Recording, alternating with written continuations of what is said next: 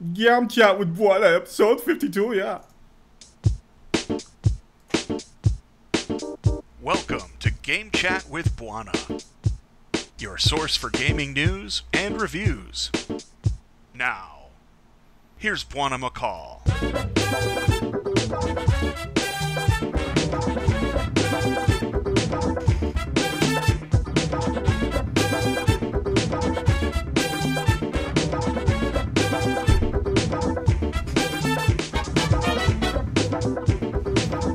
This is Game Chat with Bwana. Game Chat with Bwana, episode 52, coming at you live. This is March 26, 2012. We're here at Game Chat with Bwana at live.bwana.tv and at twitch.tv/Bwana. What we do here at Game Chat with Bwana is that we talk about the latest gaming news for this past week. The past 7 days of gaming news across the internets.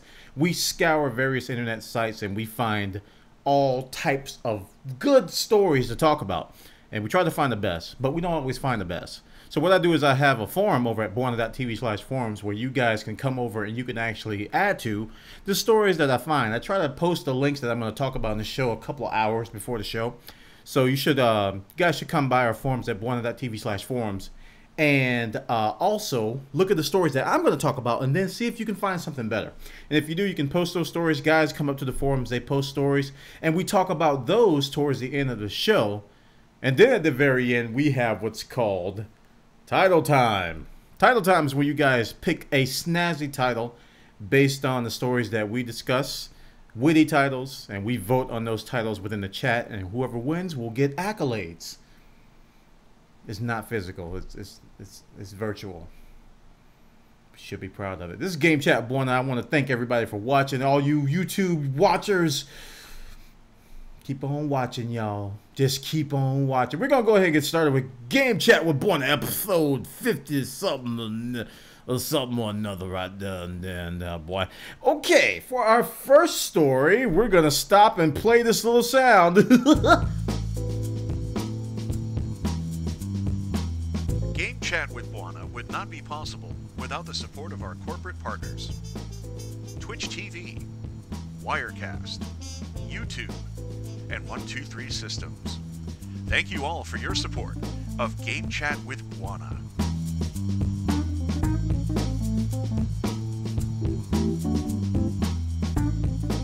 Okay, guys, we're going to go ahead and start with our first story. And this has to do with the MMORPGs. The MMORPGs, heebie-jeebies with Blizzard and BioWare and their Star Wars The Old Republic. Now, the headline says that Blizzard acknowledges that Star Wars The Old Republic has impacted World of Warcraft subscription numbers. And that's the first time I've ever heard of them saying that. Most times when you ask Blizzard or Blizzard is asked about another MMO possibly affecting their subscription numbers, they usually deflect it. They're like, oh, yeah, some players may try a game, but they come back. They always come back to the good stuff. Yes, you will be back to the wildness. But in this article, they said that the dip in the World of Warcraft subscriber numbers has to be at least attributable to Star Wars The Old Republic. This is speaking to Eurogamer last week. 10.3 million WoW subscribers in November 2011. And a year earlier, monthly subscribers peaked at 12 million. So kind of a 2 million dip there. But Star Wars The Old Republic came out in December this year, but we haven't seen any numbers since the SWTOR launch, according to this article. Now, does it mean anything? I don't know. I think a lot of people who play SWTOR or tried it or bought it, they're probably still playing it. But when you think about it, and they even acknowledge it in this article, the Mist of Pandaria expansion is coming back. And even though players say they're done with WoW, they probably are going to go back and try Mist of Pandaria. Pandaria. I think I'm mispronouncing that. Yeah, I think you guys are going to go back, even though you say you aren't. They do have 12-step programs for such activities and behavior.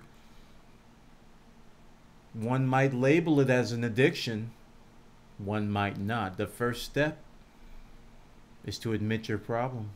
But I don't know. It's going to be interesting to see how the subscriber numbers have been affected when they do report on them.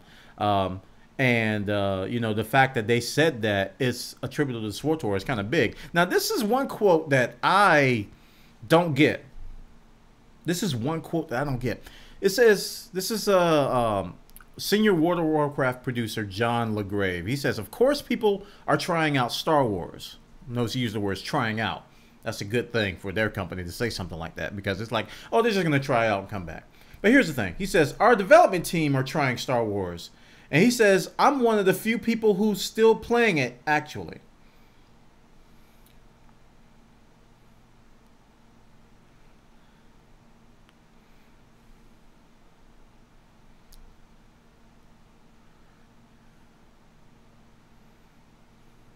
Now, if I were senior producer of a game and my competition was taking subscribers from me in my game,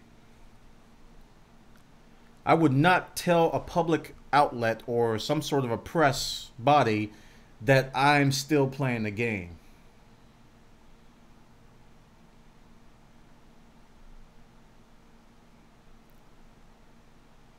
Now, it's good to do research, good to try it out. I assumed that the developers were going to play it. They tried, see what the competition is doing, so they can know what they're up against. That's fine. But when you're a senior producer, all you got to do is senior produce. You don't need to be playing the competition game and then going telling press that you're playing the game still. That your Jedi is the best.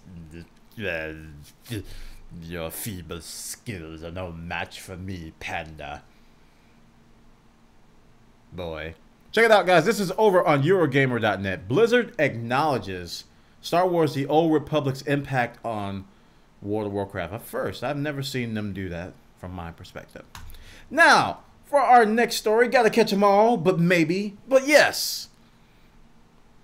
This is a pretty good series of articles that Joystiq is doing called the Indie Pitch, and this particular article is talking about MMORPG just called Monster MMORPG.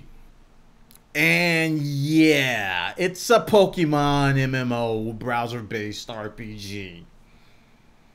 I read through this this lengthy interview with the creator. This is a Turkish developer named Furkan Gözkara.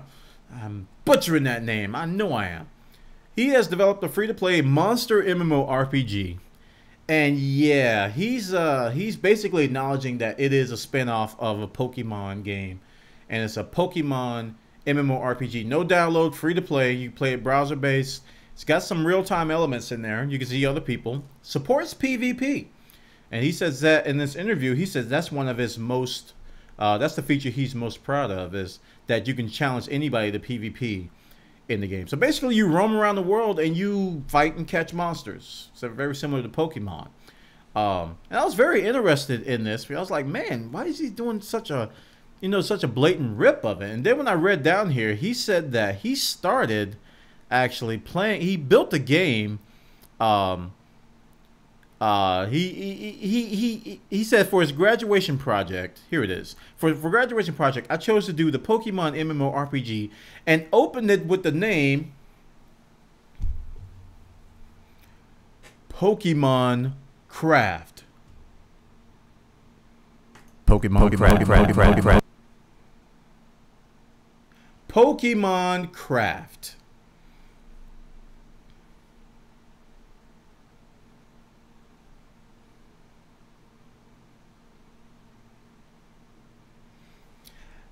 And apparently the game was doing very, very well. I had never heard of it. But guess what? The giant Nintendo-ness came down and said, here comes the hammer of badness. Thou shalt not use the name Pokemon in your game. You shall be stricken down and smitten with the great Donkey Kong barrel of doom. And they took his site down. So he's basically come back with this particular reboot called the Monster MMORPG. He's completely redone all the art. I think he's tried to remove some of the likeness from the Pokemon, but if you look at the screenshots, I don't know, man. It's it just screams Pokemon.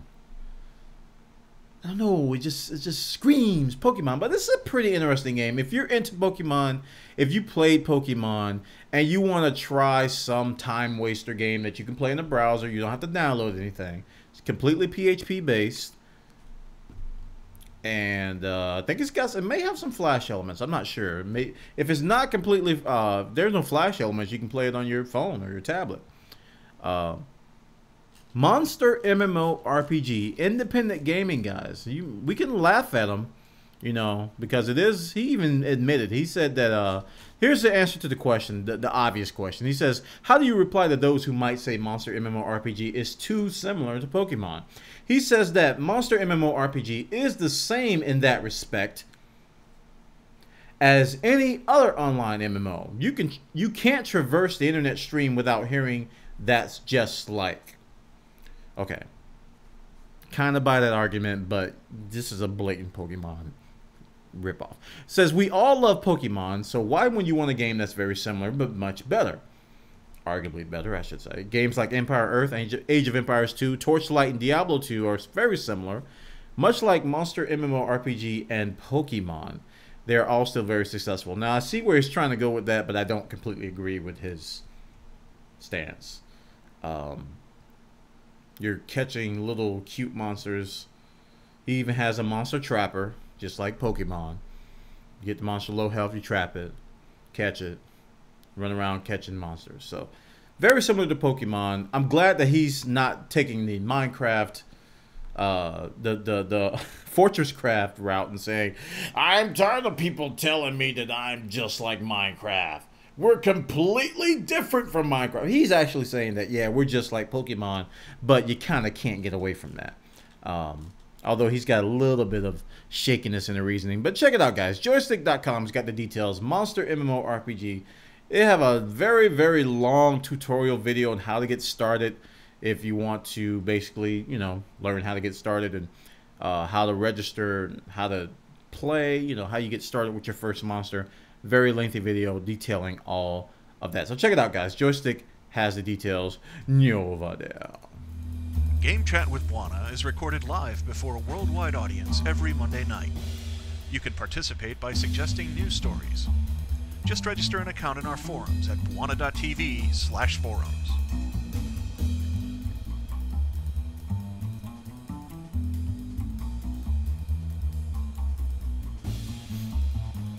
Okay, this past weekend, a select few of you were happy because you may or may not have played Guild Wars 2 beta. Several of you have received these prestigious invites to this highly anticipated and highly coveted beta key. You guys were actually playing this particular weekend. Now remember, there's an NDA. Thou shalt not speak as if thou is playing Guild Wars 2. Otherwise, you will get your face cut off with something. This article that I want to talk about is pretty much what I was really wanting to hear about. And we had really no details on what was going to happen with it. And Mike O'Brien, what's his title? He is somebody very, very important at ArenaNet. I don't know. We'll get this title. He's somebody very important. He posted some details on the microtransactions that are going to occur in Guild Wars 2. Breaks it down. Very, very interesting. So those of you who are interested in this game, you might want to pay attention to this story. So what they're going to do, in a nutshell, is they're going to give us 3 currencies, okay, in the game. Number 1, you're going to have gold. Number 2, you're going to have karma. And number 3, you're going to have gems. Now, gold is going to be what you think it is. It's going to be the currency you earn while playing a game. Karma is going to be something you earn in game, but you can't trade it.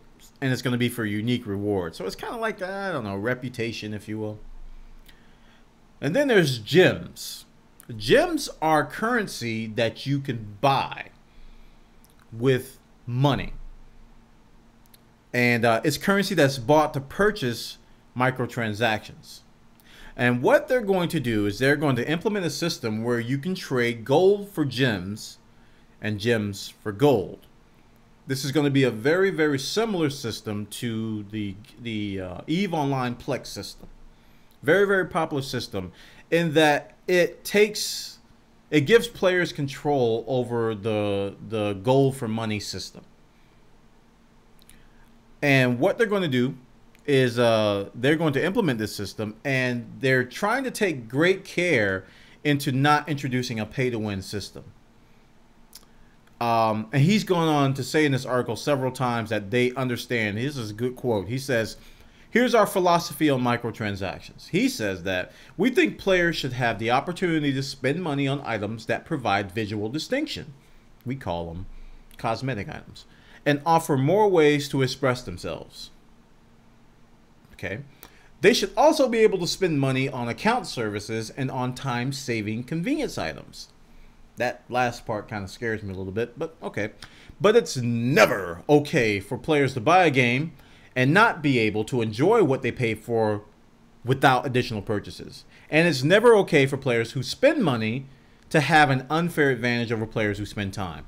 That's what we've been saying for years and years and years and years and years and years. That we definitely don't want a pay-to-win system. So this is going to be very, very similar to EVE Online's Plex system. This is what he says. He says, our system takes gold trading out of the hands of real money trading companies. These are companies that go on the game and you see them spam like 1,000 gold for 10 bucks. Go to www.wegotgoldfordays.com and puts it directly in the hand of players. He says, from a player's perspective, the companies have all the wrong motivations. These are RMT companies. We call them RMTs when I played Final Fantasy XI-2. The more money they make from selling gold, the more they spam ads in the game, run bot networks to farm gold, and hack accounts to loot gold. Hacking was a big problem in Guild Wars 1. My account got hacked. I had no idea until I was like, oh, I'm going to go back and try Guild Wars. And I was like, what? My account was banned. Apparently it got hacked. Somebody hacked it. I didn't have any gold on it, but they hacked it. I'm like, what the? So if a player buys gold from another player, he gets the gold he wants, and the selling player gets gems she can use. I don't know how she came in here. She can use for microtransactions. So you can trade these gems for gold and golds for gems and stuff like that. So if you want to make in-game money off of gems, you can do so. Everyone wins according to the Guild Wars guy. So check this article out, guys. A really, really good explanation of what we can expect in microtransactions in Guild Wars 2. It's easy to get in a slippery slope in this area. If anything can ruin this game, this can. So I was very interested to hear what they were going to say about it, and I'm happy with what they've said. You know, I still have reservations. There's still some things I'm quite concerned about. I don't want, you know, pay to win is easy. It's easy to get down that slippery slope because Guild Wars 2 has got a unique system. They have, you know, open world servers that you don't have to pay a monthly fee for, and they don't have, or they're not going to have, according to what I'm reading, an elaborate cash shop. It's just going to be a buy once, play forever type game, and then you eventually will be able to buy expansions and things like that. You know, I like the model. I just don't want to see it ruined by pay to win. And so far, this sounds like they're on the right track. Check it out, guys. Arena.net, they got the details about Michael Bryan's spiel of what's going on with microtransactions in Guild Wars 2. Speaking of microtransactions, Dota 2 has gotten some new information regarding microtransactions. This patch that came out had a lot of information in the files. A lot of players out there do this. I've never done it, but when a patch hits, they go and scour the files. They'll do diffs.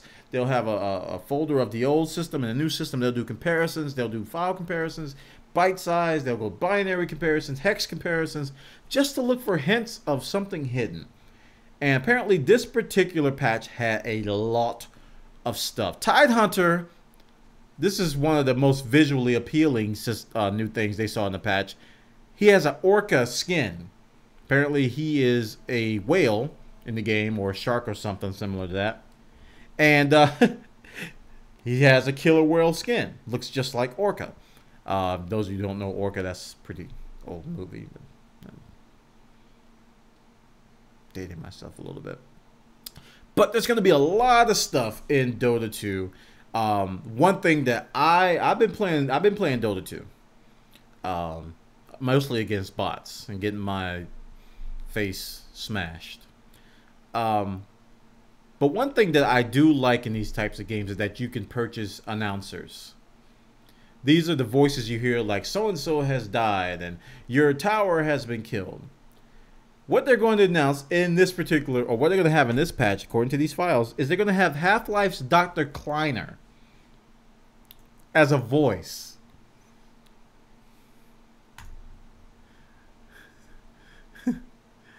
They got all the voices listed here on the wiki of what he's going to be saying. Here's some things. It's like, welcome to Dota. Ahem, ahem. Is this on? Is this on? Hello? This is his introduction. Is this on? Oh, man. And they got all the voices that he's going to be saying in the game. So I can't wait to hear that. You're also going to be able to get character taunts and skins. And some hero items. I mean, if you click on the link here, I'll show you some of it. It's very, very lengthy. You can see some of the skins. Here's Dr. Kleiner. Oh, boy. I can't wait to hear that. Juggernaut announcer packs. They're going to have the Nature's Prophet announcer packs. And then there's all these things that are in the files. Let me page down. They got all these different taunts. Hero specific items. They got weapons, hats, skins, chest plates, back plates, all these things that are going to be possibly added in the game. They were adding this last patch. Now the most interesting part of all of this is, and we talked about this in Game Chat 1 on the previous episode, the priority punishment queue. This is where the game is going to punish evil people. And we talked about how Han and League of Legends has these poisonous people that ruin the game for newcomers because they tell them to uninstall a game. You stink. It's like, it's only my second game. I don't care. Take your face and eat it because you stink. You know, they say mean things like that. So what you know, Gabe mentioned last year is actually is coming. They call them souls, which I don't understand. A repentant soul will supposedly get players out of the low punishment queue, a low priority punishment queue. So in essence, if you are marked as one of these evil players, you will be queuing for a very, very long time, and you'll have to buy your way out of jail. Now, on one hand, I could applaud Valve for doing something like this because this basically can ruin these types of games, these Dota clones. But at the same time, I really hope they don't make it abusable.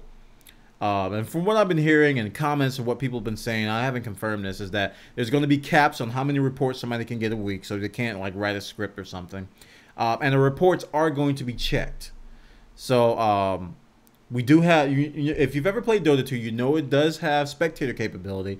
I'm not sure if it's going to have replay and recording capability. It might. Source Engine does support that. So a lot of these things are going to be verified. But at the same time, if you act like a jerk, you're going to be punished and you have to buy your way out of jail.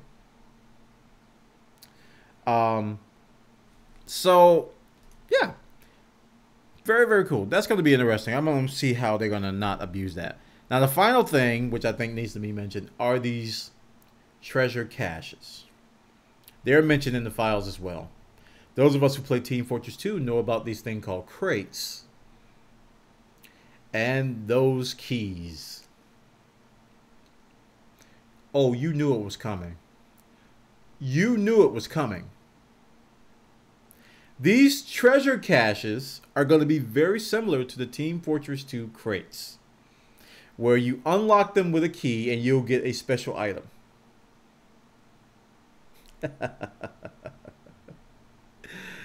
Oh, man. So, only thing I haven't seen that's in Team Fortress 2 is like just blatant hats. But this is a very, very similar system to the Team Fortress 2 system, which isn't terrible. Now, when it first came out, I was loathing it, but it didn't ruin the game for the people who want to play it, you know, like they want to play it. You can, you can get away from a lot of that stuff. But guys, Dota 2 is a fun game. It is. I mean, it's intimidating. It's kind of hard. You know, to me, it's much more difficult than League of Legends. That's just my opinion. But it is a well-made game for it to be in beta. It was very solid. I'm learning this character called Venomancer. I play like a match or two a day against bots to try to learn the mechanics and try to learn the character. And I'm getting a little better. I can beat them on passive. No, not passive. What is it? What's the lowest difficulty setting? I think it is passive. I can beat them on passive, but when I go to easier, it's like passive, easier, easy, normal, and hard. I can beat them on passive, but I can't beat them on easier. They just gank me from I just can't win. Dota 2, guys, check it out. This is over on Joystiq.com. They got the details about this. Links to the patch file, changes, pictures, all kinds of stuff. If you're into Dota 2, definitely check that out. Please support Game Chat with Bwana by turning off your ad blocking software.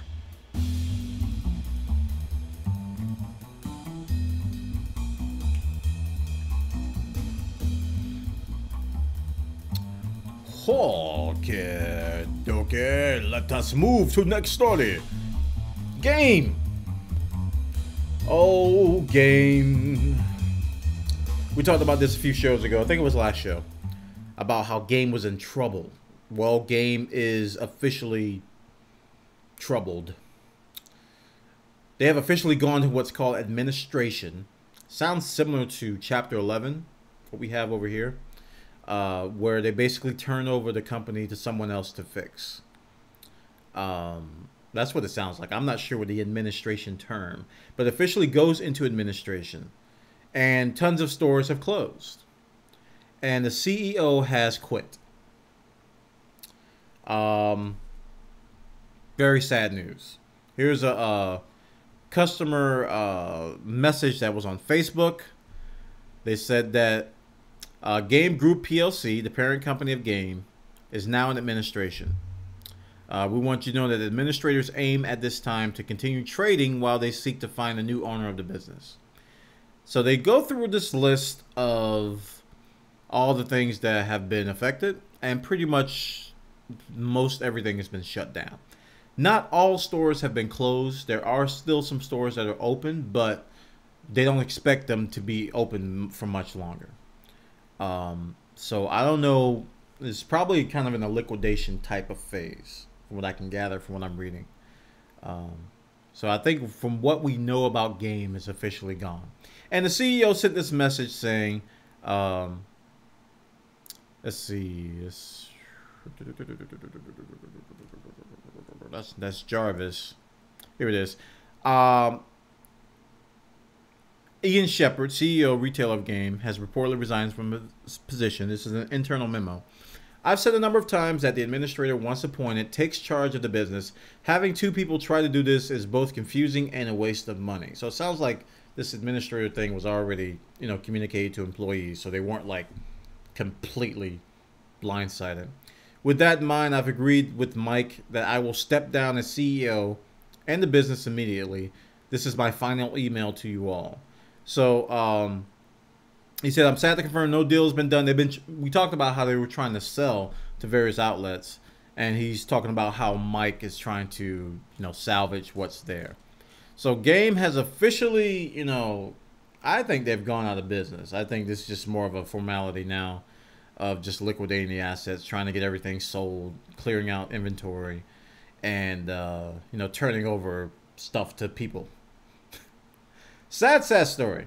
Sad story with Game, because like I said when we first talked about this, I don't like to see brick and mortar stores go down. I really think they're good for gaming.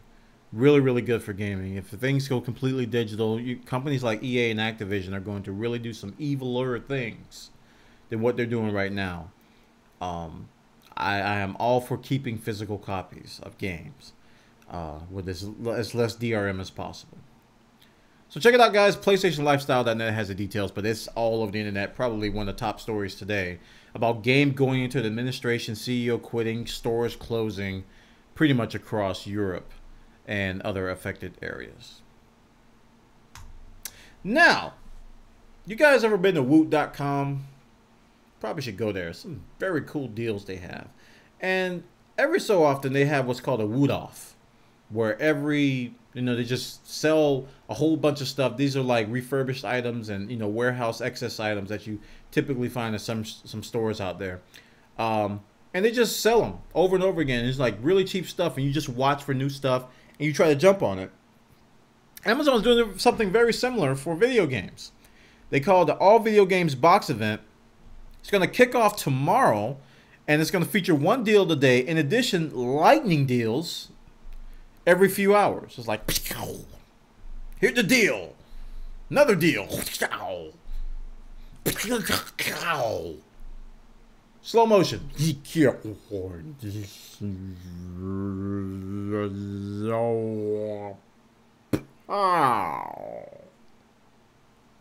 They have video game deals on Xbox 360, Xbox 360, PS3, PC, Mac, Nintendo Wii, 3DS, DS, and Sony PSP games and accessories. So look forward to that. It's coming tomorrow. They're going to start flowing promptly at midnight with that deal today, and then those lightning deals are going to be coming. Check it out, guys. Amazon.com is going to be having some stuff. GamerDeals.net has the details of that. Now, while we're on that topic, Green Man Gaming is going to do the same thing. I bought some games from Green Man Gaming. They had some really good stuff, some really good deals. They call it the Green Man Gaming Digital Download Festival of 2012. That's not a mouthful. I don't know what it is. And you can see the dates here. 26th through March through the 1st of April, 2nd of April through the 8th of April, and the 9th of April through the 15th of April. Some huge deals coming, y'all. 20% off pre-orders, including Assassin's Creed 2. Assassin's Creed 3, Binary Domain, and Darksiders 2. So if you're interested in those games, and you might want to look at your pre-order price that you paid, you might want to cancel that and get it cheaper over here at Green Man Gaming. Going to be some Rockstar deals, Square Enix, daily Twitter giveaways, Facebook Lite rewards that are going to be coming all over the place. Here are the daily deals that are here right now. Shogun 2 Fall of the Samurai is 34% off. These are PC games, by the way, guys. PC games. Mass Effect 3 is 20% off. This game is on sale a lot of places now. So you wait on Mass Effect 3, now's a good time. Tomb Raider Underworld, 75% off. All Sanctum DLC, 75% off. And Bully Scholarship Edition is 75% off. Check it out, guys. Green Man Gaming has the details. And you will be getting your festival on if you are following them on their website. Now for our final story, we're going to move on to some... what? News? It's like I saw this and my head just said, no, does not compute. What you're looking at is false. It does not follow any kind of logical line of reasoning, therefore it's false. It cannot be true.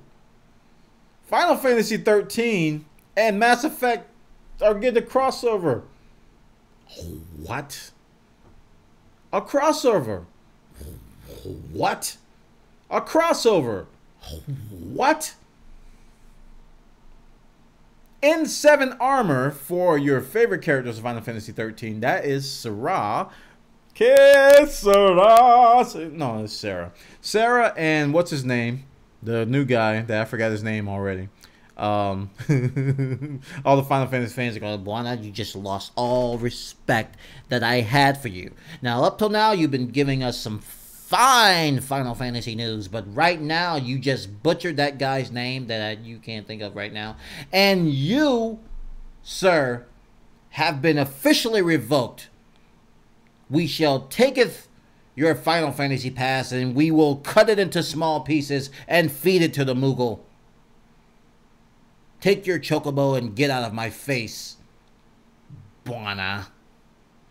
Final Fantasy XIII-2 It's getting some DLC, some weird DLC, guys. This is in 7 armor for these two guys. Now, one thing that's not mentioned in this article, but some other things that were rumored to come in this DLC is some more boss fights, including some bosses from Final Fantasy VI, which I probably will buy that. These are Coliseum fights that are going to be coming.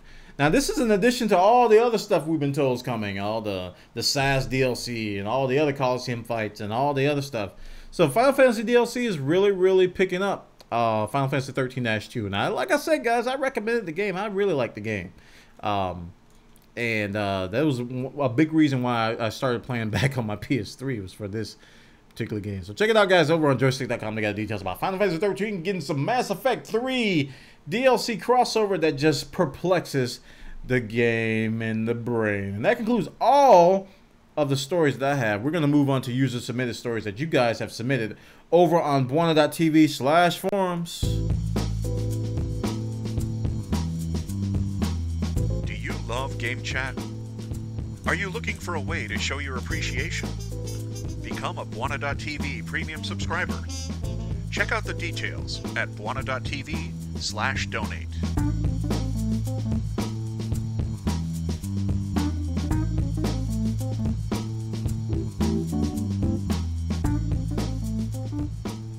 Okay, head over to our forums at Bwana.tv/forums. Go to the Bwana.tv section. You'll see all the links that I posted here. I have my links listed on this pinboard link here. And you guys can submit 2 stories, up to 2.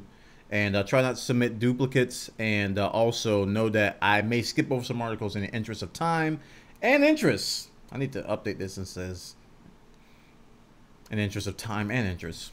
Okay, first story. GameStop ending GameCube trade-ins on April 2nd. Oh no!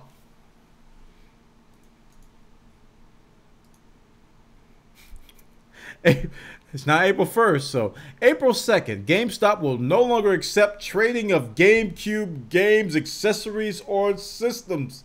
So if you got a GameCube that you've been kind of thinking about trading, you're looking at it like, I don't know, I think it's over. And your GameCube's like, come on, man. No, come on, let's play some Zelda, man. Come on, let's you know, just have fun, man. And you're like, all right, I'll give you another chance, but man, I've been playing my Wii a lot lately. You're like, come on, yeah, man, but yeah, you can't beat the GameCube-ness. All right, okay. So if you got that kind of relationship with your GameCube, you might want to send it a note, say, well, you got till April 2nd to move out. Take your toothbrush, take your dog, stinking up the whole place, and take your Zelda posters because they're ugly. April 2nd. It says it's going to be a bit sad to see a giant stock of Donkey Konga Bungo controllers. What? If you want a cheap Donkey Konga controller, now's the time to secure one. That's kind of funny. Got to April 2nd to stop those GameCube trade-ins. Okay, thanks for that story, Nicholas. Fun stuff. Next story. Child's Play shuts down for Mass Effect 3.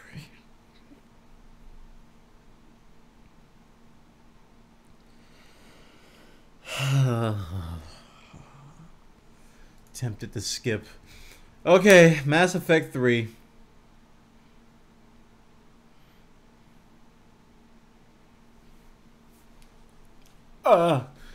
Okay.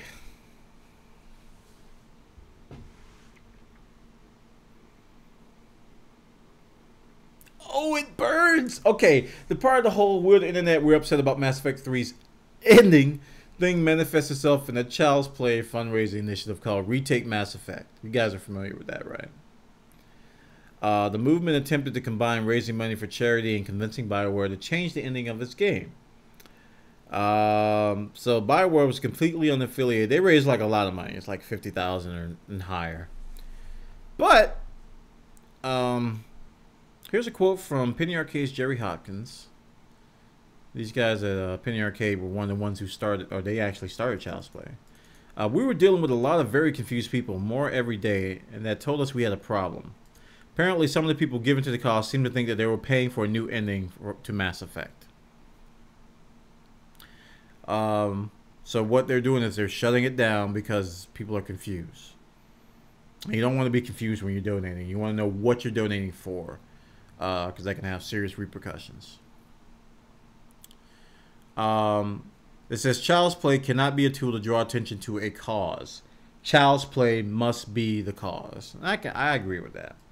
I agree with that. It's kind of like using child's play as like a scapegoat, if you will, for their cause. Like, oh, here's all the money we can raise to raise awareness. We're just going to throw it at child's play. And they're like, what's child's play? I don't care. It's for Mass Effect.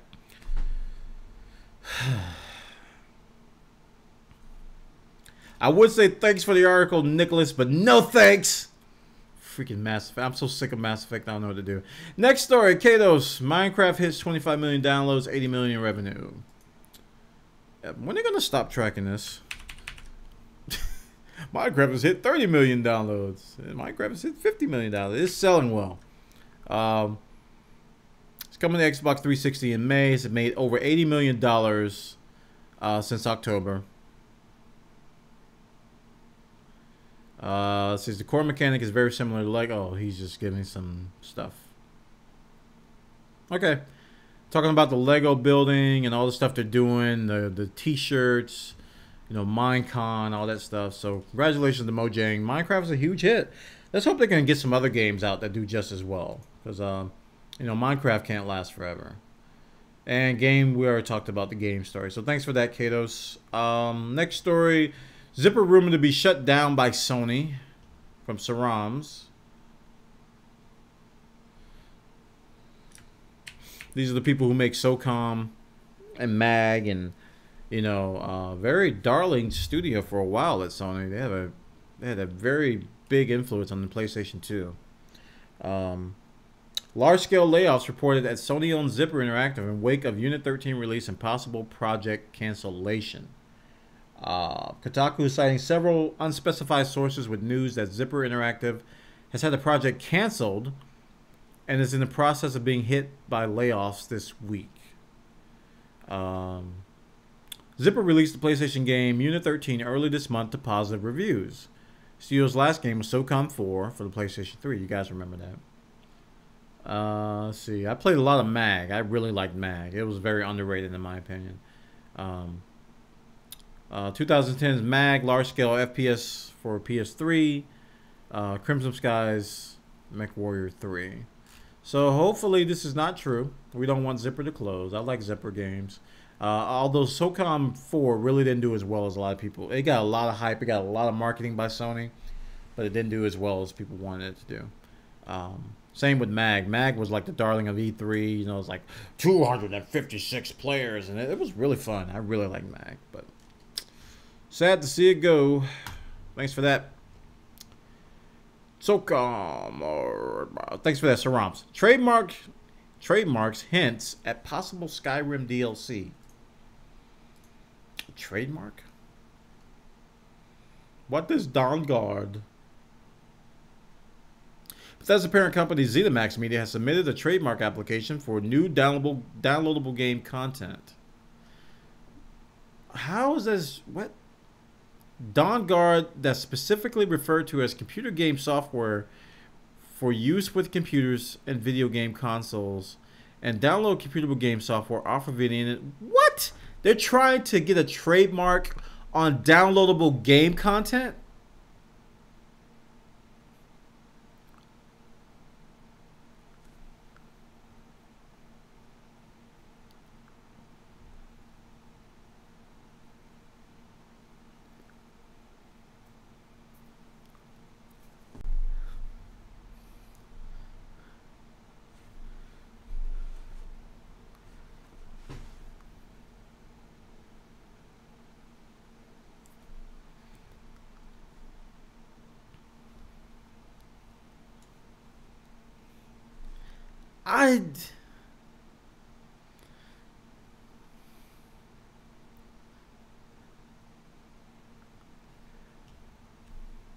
Thanks for the story, Sarams.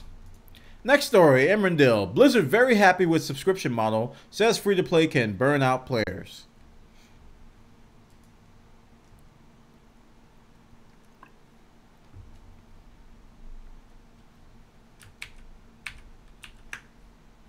Blizzard very happy with subscription model, says free-to-play can burn out players. But they'd never get burned out from World of Warcraft. No way. Nope. No how. No way. No how. No way. No how. No. That never happens. Oh, boy. When Blizzard announced they were ditching the talent tree system for World of Warcraft, they proved that there was no aspect... Blah, blah, blah, blah, whatever. Yet in other areas, Blizzard has been accused of falling behind the times.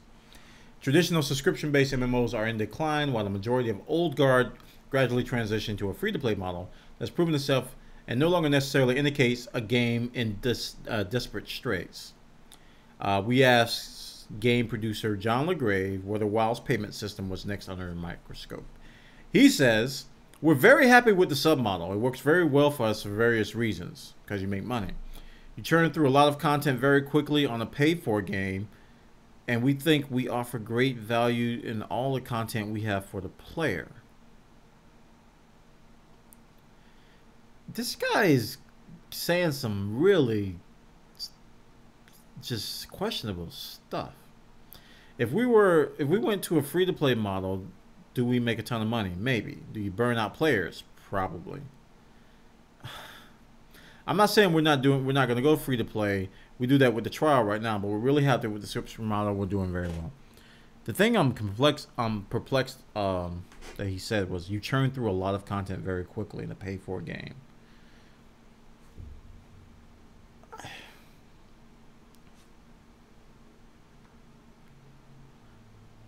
And then he goes on to say that he might get burned out. So you churn through a lot of content very quickly. I'm not even going to dwell on that. My brain can't take it right now. They're talking about Mr. Pandera, but yeah, he says that players can be burned out. I don't know. Thanks for the article, Emrandil. Okay, Fantasy Star Online 2 is free to play coming to smartphones. I almost talked about this, but the title of the blog post was like gibberish in my browser. I don't know what happened. Yeah, Fantasy Star Online 2, probably one of the more anticipated sequel MMOs that's coming out. Sega's Fantasy Star Online 2. It's going to be coming to PC and PlayStation Vita. It's going to be free to play, but it's also going to be coming to iOS and Android devices. Now, I don't know if they're going to say what the level of play is going to be on those. Probably not going to be a full-scale game. The newly announced smartphone versions will be able to share data with the PC and Vita versions, but will not offer cross-platform play. There will be simpler versions, and the full versions, yeah, offering a more personal and simple experience. So it's going to be scaled-down version. Okay, so it's not just going to be a companion app. It's actually going to be a game. That's pretty cool.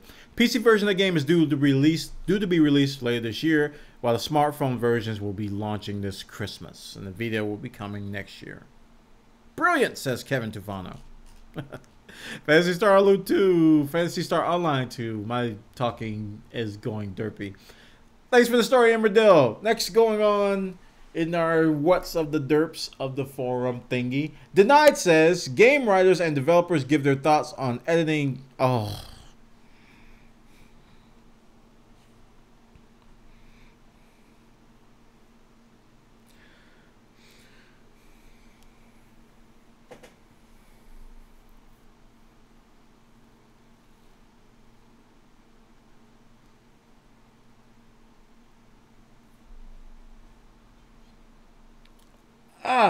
Ouch. Oh, game writers and developers give their thoughts on editing Mass Effect 3's ending.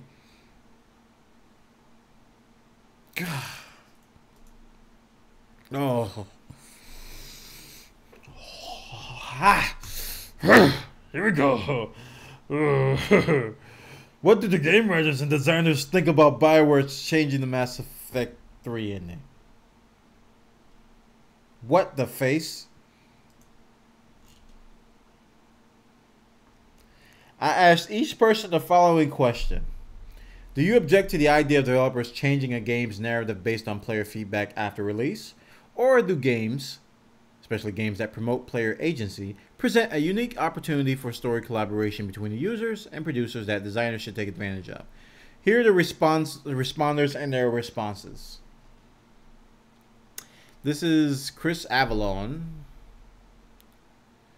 Here, his game credits include Fallout 2, Icewind Dale 2, Knights of the Old Republic 2, Neverwinter Nights 2, Alpha Protocol, Fallout New Vegas DLC. He says games should take advantage of feedback and using it for DLC changes and sequel changes. It's kind of a loaded question, though. It's like, do you object to the idea of changing the game, or should you ignore your user base? Obviously, they're going to say, no, we're going to take advantage of the user base's feedback.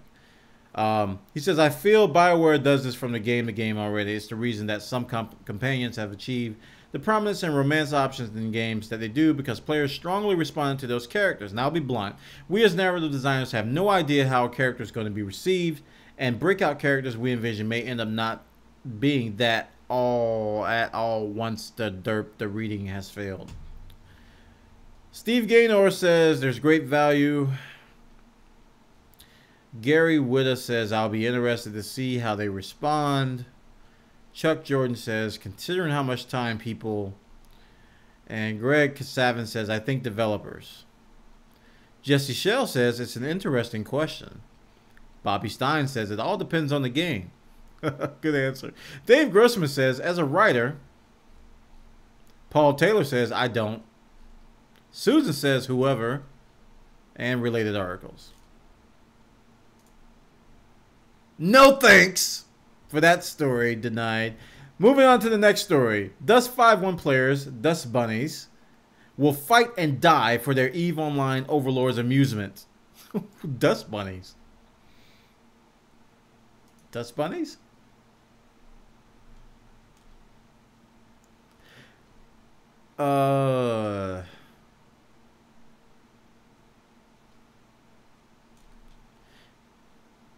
Says this question here. Says what about competitive gaming esports? It says yes, expansion in early 2013, gladiator arenas supporting game modes like CTF, solo DM, custom matches, betting, vetting, and EVE and Dust. So, at CCP's closing presentation, executive producer Brandon Lorino revealed that they will add Gladiator Arena to Dust 514 in the first expansion. It will support modes like Capture the Flags, Deathmatch, and custom matches.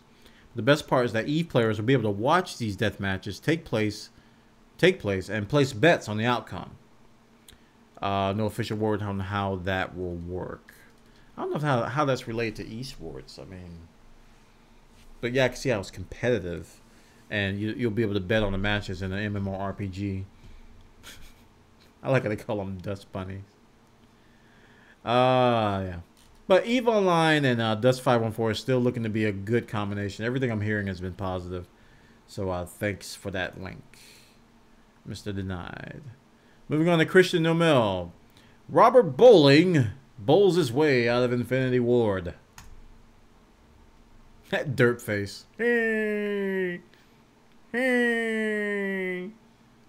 Hey. Hey. Wait.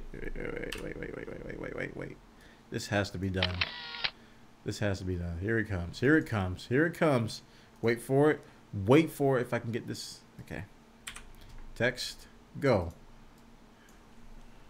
Hey. Do it. Yes. Hey.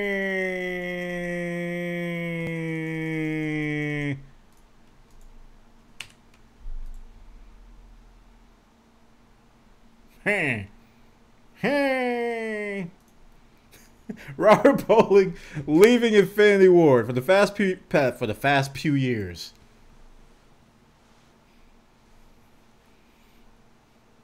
I have invented a new language. For the past few years, Call of Duty has been the biggest franchise in the gaming world, and the public face of the franchise, all the West End Palace noise aside, has been Robert Bowling. As Infinity Ward's creative strategist, Bowling spent tons of time on Twitter talking Call of Duty with fans, members of the press, and anyone else who happened along. He was also the front man in major events like E3 and Call of Duty XP. Basically, Bowling was Call of Duty to millions of fans until today. He tweeted, and I saw it on Twitter on my tweets. Today, I resigned from my position as creative strategist of Call of Duty and as a lead of Infinity Ward and as an employee of Activision. He resigned. Didn't say he was fired, said he resigned.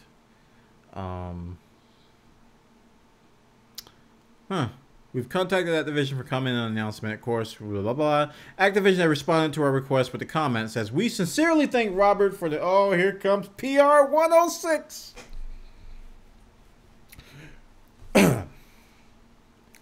We sincerely thank Robert for his many years of service. He's been a trusted and valued member of the Infinity Ward team. We wish him all the best on his decision to pursue future opportunities. Thank you, Robert Bowling. Here's a bowl of flowers and daisies. PR 101. Very canned statement. But Robert Bowling's gone. He is pretty much the face of Call of Duty. When something's wrong with Call of Duty, everybody just blurts it out. I hate you, Robert Bowling. So, no longer is he the scapegoat for the Call of Duty dirtness. So, yeah. Before I leave. Hey! Hey! That dirt face. Check it out. Thanks for the link. Christian Nomel. And Hi-Rez released latest latest update for Tribes Ascend. Let me see if they misspelled it here. Nope, they must have corrected it. Hi-Rez releases latest update for Tribes Ascend. This came out last week, on my birthday actually. With only weeks to go until the official release of Tribes Ascend. It's coming out in April. Or is it May? April. May. I don't hazard remember. Tribes Ascend, they released a pretty substantial update. Got some new maps. New servers were added, new regions. They split out the servers into various regions. They optimized server performance. Some changes to weapons. Heavy run speed got buffed, and a bunch of other things. This is currently my favorite game, guys. I play a lot of games, a lot of free-to-play games, non-free-to-play games. But, you know, whenever I just need a game to make me feel like Shazbot, I play Tribes Ascend. Incidentally, despite being less than the open beta is still available. So yeah, if you guys want to download this, you can go to tribesascend.com, and no key is no longer required. Shouldn't be. You can download the game and play. It's got some pretty, you know, I want to say conservative system requirements for your PC. It is a PC only game. Sorry guys. And what's even cooler is that you can download Tribes 1 and Tribes 2 as well.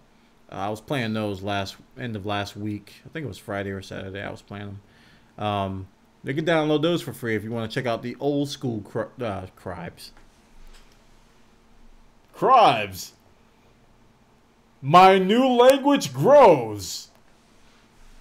If you want to check out the history of Tribes and not be one of those derps that say, "Oh, this game looks like Halo." Why are you guys playing that Halo clone? Jeez, it's like Unreal Tournament. Why are you guys playing this Halo clone? You don't want to look like that. So play the old games, know where the game came from, and you'll understand why we love Tribe so much. Check it out, guys. They got the details over there. Thanks for the story, Christian Nomel. And let's refresh, see if there's some more. Oh, we got some spoiler alerts. Warning, the spoilers in the link. Warning, warning, oh my god, warning. Okay, here we go, last warning. Okay, Bwana, go. Marine King Prime wins Winter Championship in MLG.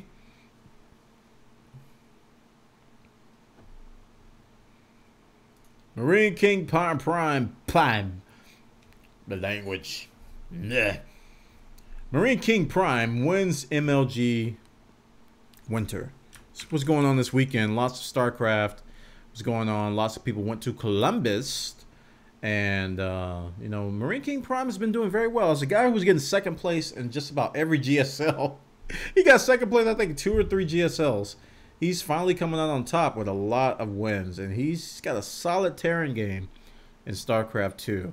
And he's gone from that you know, just build Marines, I make Marines type attitude, to someone who can really adjust and adapt and stay in games. Man, he just doesn't like to lose. But unfortunately, he played my favorite player, DRG, and yeah, sad face. Bwana has sad face. But congratulations to Marine King Prime winning MLG Winter Championship. Thank you for that story. And let's see, we got some more down here. Oh, that face. Game update will drop on the 27th of March for PlayStation 3. Oh, this is Battlefield 3. Battlefield 3. These are Battlefield 3 patch notes. These patch notes have been around a while. But the date is going to hit 27th of March for PlayStation 3. Xbox 360 and PC will be coming soon. Now, up until this patch, I think the PC was getting the jump on the patches. I think the PC was getting patches first, and then they were coming to the 360 and PS3. But it seems like the PS3 is getting it first. And I'm not sure if that's because of the input lag that a lot of PS3 players complain about. It's been a huge topic. I don't know if you guys have noticed, but so many players hate the input lag on the PS3 version of Battlefield 3.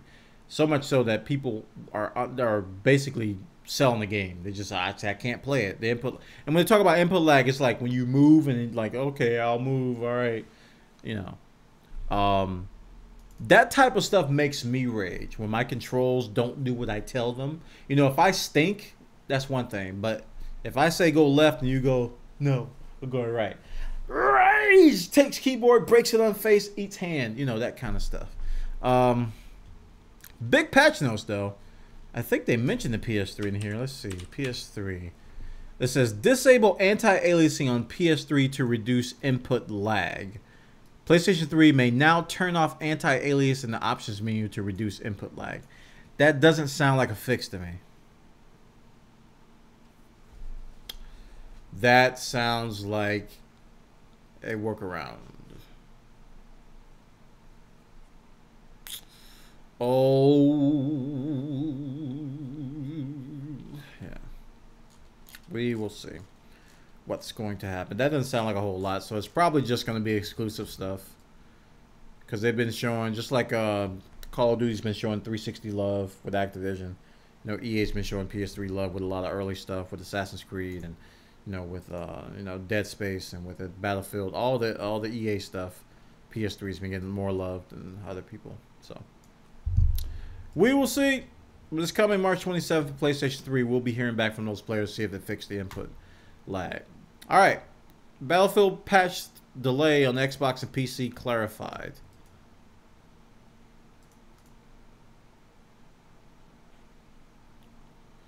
Okay, so this is a follow-up story.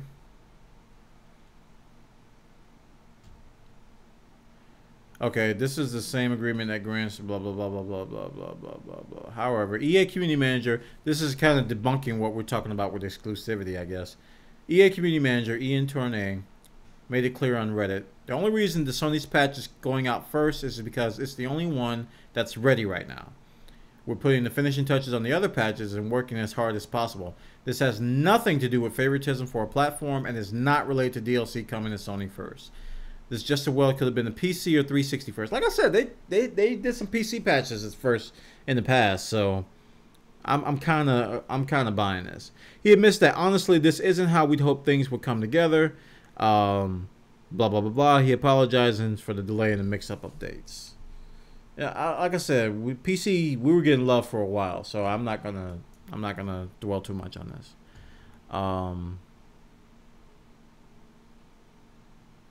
So, check it out. Good story. Okay, doke. Oh, Assassin's Creed is Ubisoft. I'm sorry. I got it confused. I knew it was another game company that was doing that. Fish Twit. Where should Star Trek games boldly go next?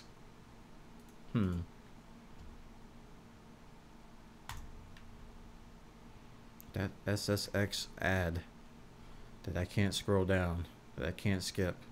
Ooh. There we go. Continue to one up. Where should Star Trek games boldly go next?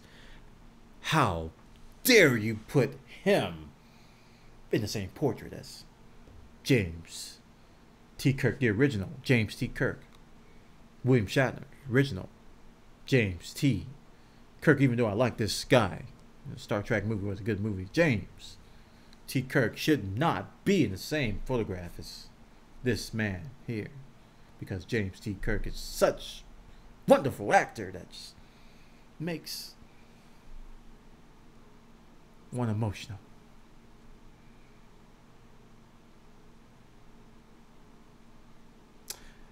What is this article talking about? In the original sense, when I was in the Star Trek game, okay, I looked at the upcoming Star Trek game by Digital Streams last year. I heard it would be a third-person shooter, but I had no idea what it meant for the series. Somehow, couldn't shake the thought of Kirk fist-bumping Spock after gunning down hundreds of Klingons. Okay, thankfully, my fears have so far been unfounded. Digital Extreme repeatedly stressed the need to remain true to the spirit of Star Trek, even goes so far as to focus the first mission on Kirk and Spock working together to fix a malfunctioning deflector array on a Vulcan space station. That sounds very much Star Trek. There will be plenty of action. It is, after all, based on J.J. Abrams' breathless 2009 volume update. I has an English, but Digital Streams clearly doesn't want their game to be perceived as another mindless shooter. In the original series, they met the Doomsday Machine. Orca told me last year, what would they do now? Kirk and Spock are very different people. Blah, blah, blah, blah. They're citing some old Star Trek episodes here. This article says, I imagine the actual game will be much like last year's Deus Ex Human Revolution. Lots of gadgets, dialogue choices, and infiltration options.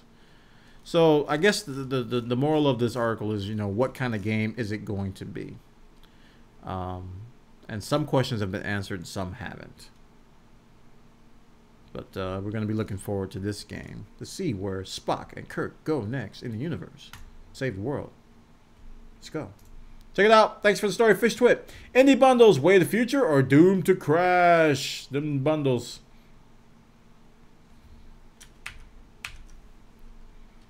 Bundle organizers and indie devs speak up on the potential of pay what you want. Let's talk about the humble bundles. Humble, Indie Bundle, Indie Royale, Indie Gala, Be Mine Indie Bundle, Little Big Bunch, etc. Wow, I didn't know there were that many. Seems like a new bundle of Indie Joy springs up every day. I spoke with some of the indie scene's best and brightest to find out, can the bundle boom of 2012 last? It's a very interesting question. In other words, give me time to think about an answer. A lot of economic theory seems to assume that purchasers will act completely rationally. And if this were true, then everyone would pay 1 cent for the pay for you want game. I know a lot of people do that. They just pay a penny. I don't do that. I try to do the minimum to get everything, or I throw in a little bit more. I think there's a great deal of goodwill towards small indie developers. Like I just said, I give more. Many people understand how difficult it is to keep the games coming and are happy to support the cause. Of course, charity donations are also provide a great motivation to do this too. It does. I agree with that. Let's see. Does Goodwill have a limit though? It says, true that the holiday season got a bit oversaturated, but we're in this for the long haul and we're adjusting to make sure nobody gets burned out on the bundles. And I agree, because for a while there was like a humble bundle, like seemed like every month there was a new one. I was like, just have one. So we don't want to be burned out by the bundles. And some of the bundles, they had a lot of overlapping of games. So too much of a good thing. Meanwhile, managing director Paul Taylor of Mode 7, creator of Frozen Snaps, thinks that those who dived into their bunkers for fear of getting hit by a chunk of... What? That's a lot of words. All bundles are not created equal, and options are never a bad thing. So Frozen Snaps really got good sales. Lots of words here that I'm not going to read right now. So in the interest of time, I'm going to keep going. But yeah, this is a good point. Humble bundles, You know, we've been seeing a lot of them. Hopefully they won't oversaturate and burn us out. Okay, Hajimoto. Release dates for Inferno and EVE Online's other major updates in 2012.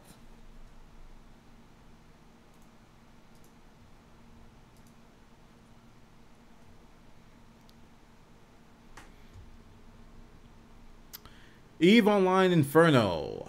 This afternoon at FanFest, hugely anticipated EVE Online's keynote, senior producer John Lander revealed their plan to update EVE Online throughout 2012, complete with release dates of each element. The schedule doesn't go into detail. What the heck? He's got freaking Insane Wolf up there. Pick all your battles. Win all of them. This schedule doesn't go into detail about the content update. Let's see. April 24th, they're going to release an update. A big player gathering will be held in the UK in April. Players in the UK will be able to pay in pounds at $9.99 a month. That's about 11 euros. Compared to the one price only available to them, 15 euros. Next major expansion, Inferno's coming May 22nd. June and July qualifiers for the PvP tournament. Finals for the PvP tournament. And major patch in August. Point patch release. So this is a pretty substantial, detailed schedule of what's coming to EVE Online. Thanks for the link, Hajimoto. Top 4 games that were altered due to fan backlash. And I saw this on News for Gamers. Mass Effect 3, Fallout 3, Infamous 2, Deus Ex. Thanks for the story. Next story. Fox's Jams. Top Terra memes starting to emerge. Shut up and take my Chrono Scrolls. Terra had a panda race before it was cool. Ooh. Hipster, what race is that? Is that yeah, Elin, hipster Elin. Shut up and take my Chrono Scrolls. I think that is a potpourri. Forever alone. What the heck? Okay, I don't get that one, but yeah, that's that one race that I don't remember the name of, the demon race. That's funny. I like the first one the best. Shut up and take my Chrono Scrolls. I'm going to save that one. Chrono Scrolls is a way to pay for your game time in Terra, so and hipster Elin is okay as well. And that looks like all the stories we have. Guess what time it is, y'all? Guess what time it is? It's title time, man.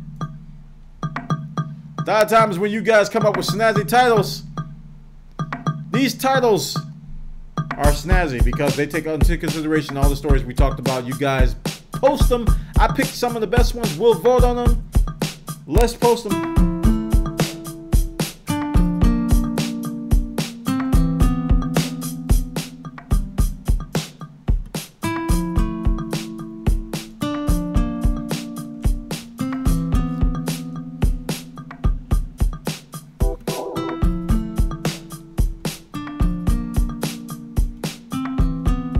Okay, let's read them. Title, Game Over. FishTwit has titles. Sending the Clones. Mass Effect costume in Final Fantasy XIII-2 sold. This just in. Game has lost the game. I'd buy that for it, Jim. Monster, gotta catch them all. Game CEO sings to bowling. Another one bites the dust. Robert leaves Infinity Ward to go bowling. FF82 equals Mass M3 score. Oh boy. Okay, I see what he did there. Donkey Kong Barrel Hammer. Infinity War bowled over. CEO Rage quits the game. Game over, man. Your panda skills are no match for the dark side. Robert goes bowling. Game over. Luke Skywalker gets out of a blizzard. Swotor has an impact on Hoth. The tongue-tied edition. Robert bowls his way out of Infinity War. Takedown retake Mass Effect 3 fundraiser. Now that's child's play. Massive. Okay. Sony closes the zipper. Crow much Mass Effect. You guys are not helping me. I can't speak today. DLC for Final Fantasy XIII-2 could have a Mass Effect on the game. Game over. Robert Bowling is a bad man. Final Effect coming soon. I'll give you gold for a GameCube. Infinity Ward bowled for 6. Make sure you have the green for the Green Man Gaming Festival. Dota 2 patches together microtransactions. Fantasy Star Online 2 is free to play. Now that's smart. Don't hate the game, hate the game. Trade gold for gems in Guild Wars 2. I'm bringing my gold to Amazon. Why you don't post more stories about other gaming news? Not title too much Mass Effect 3 stories. Make it stop. Dust Bunnies attack EVE Online. Okay. Guild Wars 2 won't draw you to cash shop. Valve got you covered. Oh man, Flux just kicked in and now my eyes have to adjust. Just adjust the temperature of my monitor, so I gotta. Okay.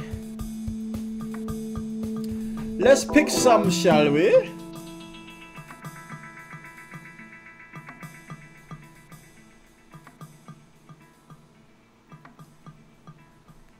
Alright. I like this one. Oop, that's not spacebar at all.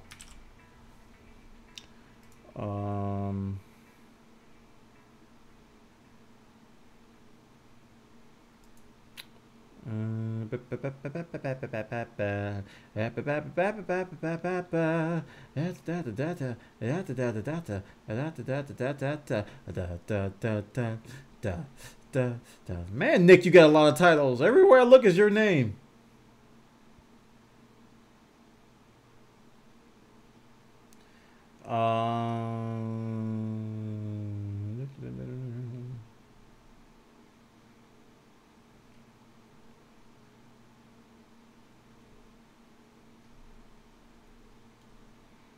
Wow, I see even more titles. Requiem for a Game.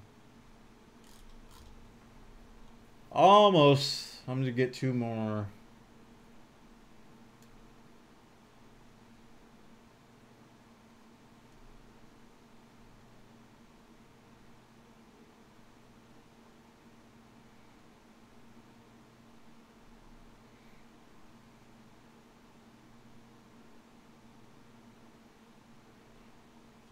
I'm biased against Mass Effect 3 titles. I'm sorry.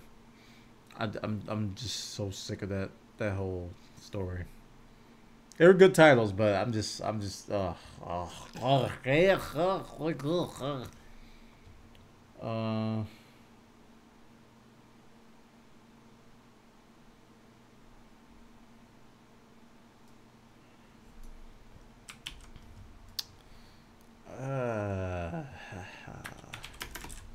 whoa. Keep hitting wrong keys.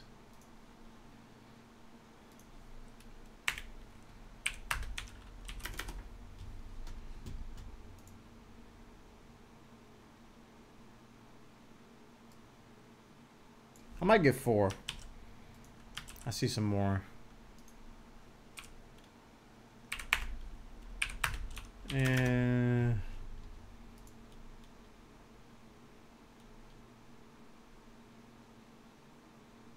all right, here's the 4th one.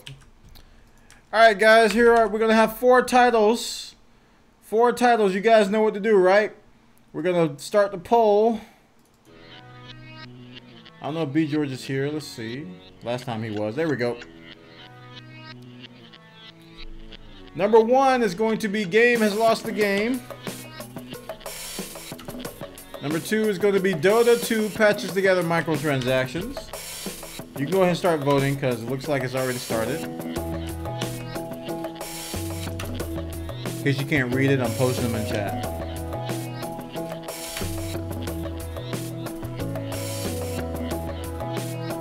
Vote, vote, vote, vote. Just type in the number, nothing else.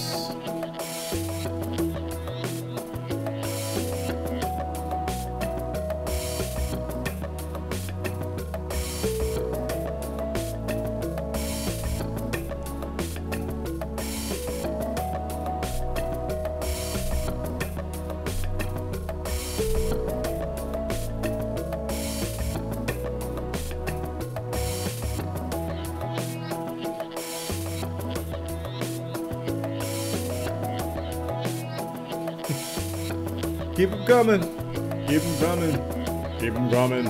Keep them coming. Keep them coming. Keep them coming. All right, 10 more seconds.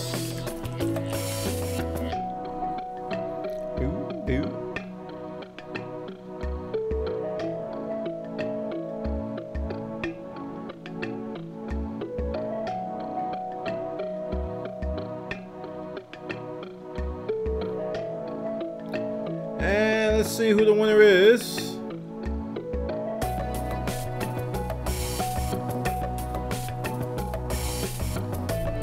Poll results say the winner is for Game Over. Congratulations to, I do believe that was that Christian? That was Christian Nomels. Congratulations, Christian, you have won Title Time Game Chat 1 episode 52. And you don't win anything physical. Nothing's gonna be given to you in the mail. Not gonna sing any codes or anything, but we're gonna give you what we call them bragging rights, them accolades. They're so awesome, man. Them Game Chat with 1 accolades. Take them, hold them up, say, "Mama, look, Mama, look what I got." She gonna say, "Baby, what you got?" Say, "Mama, I got some Game Chat with 1 accolades," and then gonna dance in your hand and start break dancing. She's gonna go, "Ah, I'm gonna bake you a cake." And you're gonna go, "Thanks, Mom, for my cake and my accolades. Here they are." And everybody's gonna be smiling. Game Chat 1, episode 52. It's gonna be called Game Over. Congratulations to Christian Nomel. You are the winner.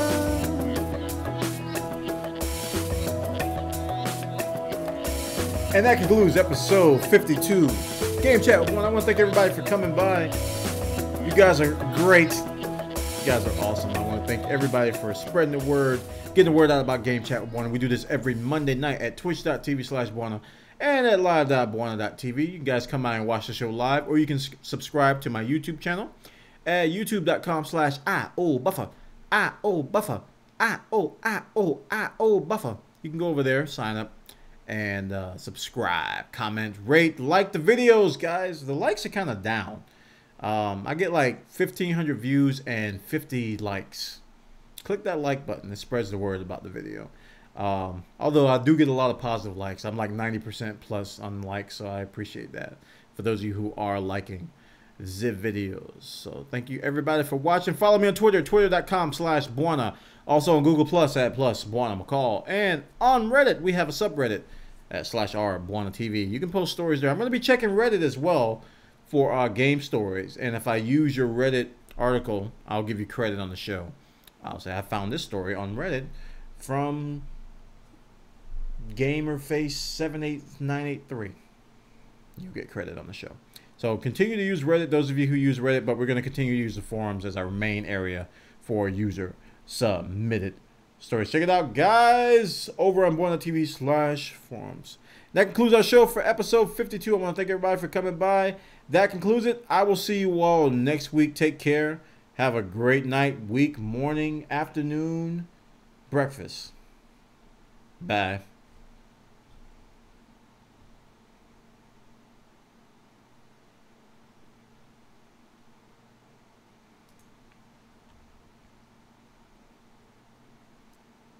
Cut.